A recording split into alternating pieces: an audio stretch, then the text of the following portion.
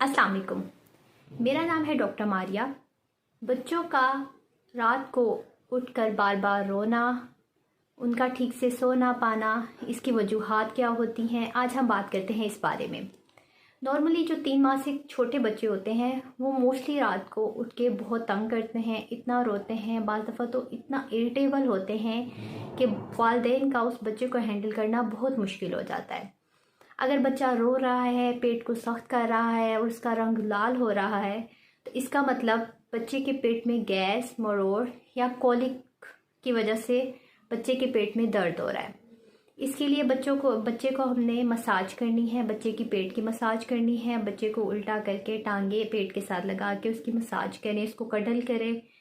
इससे इंशाल्लाह कुछ बेहतरी आएगी। लेकिन अगर बच्चा फिर भी नहीं ठीक हो रहा, बहुत ज़्यादा रो रहा है, तो आपने अपने डॉक्टर से मशवरा करके प्रोबायोटिक या कोलिक ड्रॉप्स आते हैं, आप उसका इस्तेमाल कर सकते हैं। खुद से इस्तेमाल नहीं करना, क्योंकि बच्चों के लिए दवाएं अद्वियात नुकसानदेह भी हो सकती है, तो इसलिए डॉक्टर के मशवरे से हमेशा इस्तेमाल करनी है।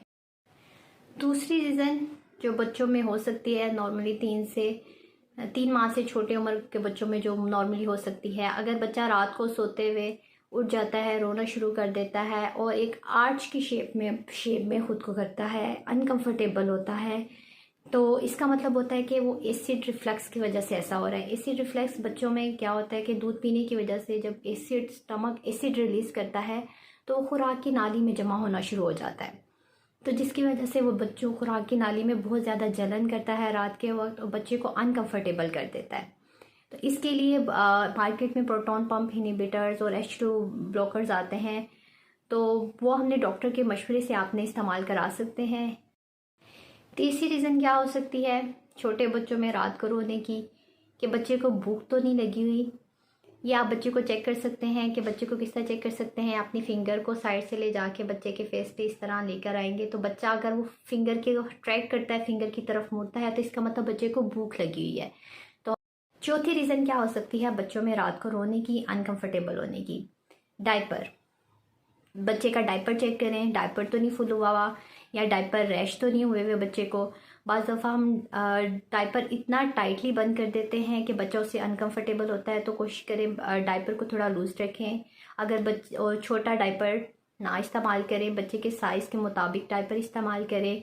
डायपर लगाते हुए कोई भी मॉइस्चराइज़र या कोकोनट ऑयल या वैसलीन का आप इस्तेमाल लाजमी किया करें, ताकि रैश ना हो बच्चे को। लेकिन अगर रैश हैं बच्चे को, तो आप डॉक्टर के मशवरे से रेश क्रीम्स आती हैं, वो आपने इस्तेमाल करनी है, खुद से इस्तेमाल नहीं करनी, क्योंकि बाज़ दफ़ा इन क्रीम्स में स्टेरॉइड्स होते हैं जो आपके बच्चे के लिए नुकसानदेह हो सकते हैं, तो आपने डॉक्टर के मशवरे से इस्तेमाल करनी है। इसके अलावा अगर एक क्रीम आती है, सूडो क्रीम के नाम से एक क्रीम आती है, वो आप इस्तेमाल कर सकते हैं दिन में 2 दफ़ा रैश की सूरत में। 5वीं रीज़न बच्चों में क्या हो सकती है रात को ना सोने की, रात को रोने की?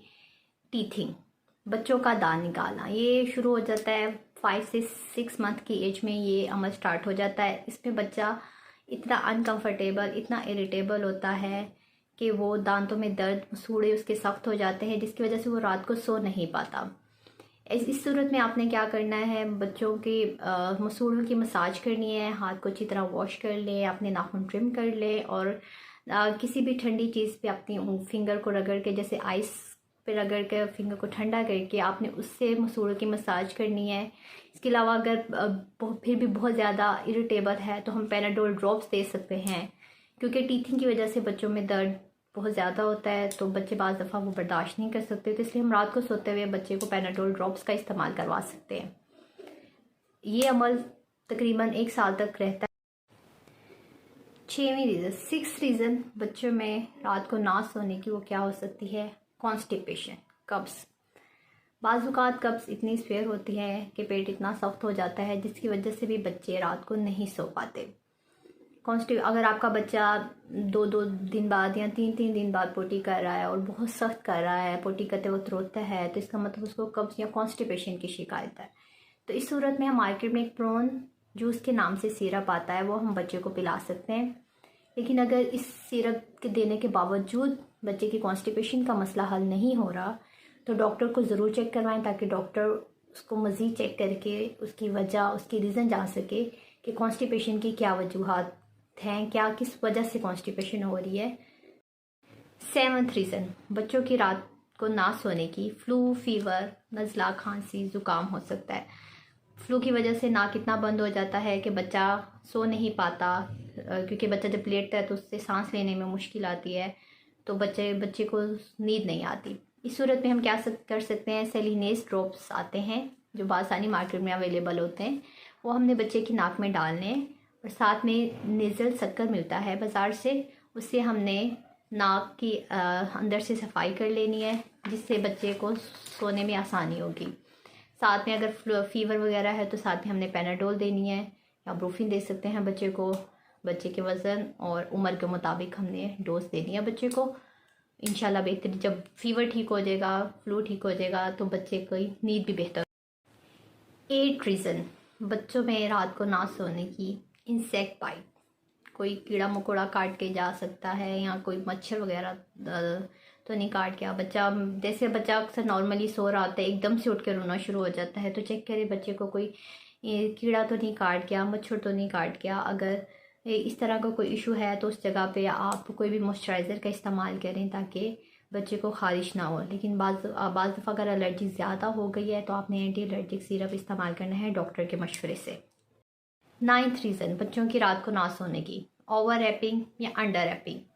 बाज़ दफ़ा हम बच्चे को इतना लपेट देते हैं कि बच्चे को गर्मी की वजह से नींद नहीं आ रही होती है। बाज़ दफ़ा हम बच्चे को इतना अनकवर कर देते हैं कि बच्चे को सर्दी की वजह से नींद नहीं आ रही होती। तो इसमें हमने बच्चे को टच करके बच्चे को हाथ लगा के देख लेना है। अगर बच्चा बहुत ज़्यादा गर्म है तो उसके कपड़े कम कर दें, और अगर बच्चा बहुत ज़्यादा ठंडा हो रहा है तो उस बच्चे को कवर कर दें। रीज़न बच्चे की रात को ना सोने की, ये मोस्टली जो बोतल फीडर वाले बच्चे होते हैं, बोतल फीडिंग करते हैं, जो उन बच्चों में होती है। बाज़ औक़ात बच्चे ओवर फीडिंग कर लेते हैं या फिर खाली फीडर मुंह में लेके सो जाते हैं और उसको चूसते रहते हैं, जिसकी वजह से जो हवा है वो खुराक की नाली में चली जाती है, जिसकी वजह से फुलनेस होती है और बच्चा अनकंफर्टेबल होता है। तो कोशिश करें, अगर बच्चा बोतल फीड कर रहा है तो जब बच्चे का दूध ख़त्म हो जाए फीडर से, तो आप उससे फीडर ले लें। उम्मीद है आपको मेरी वीडियो पसंद आई होगी, आपको बहुत सी मालूमात मिली होंगी इस वीडियो से। मेरी वीडियो पे लाइक और कमेंट करना ना भूलिएगा और मेरे चैनल को ज़रूर सब्सक्राइब कीजिएगा। डॉक्टर मारिया को इजाज़त दीजिए। अल्लाह हाफ़िज़।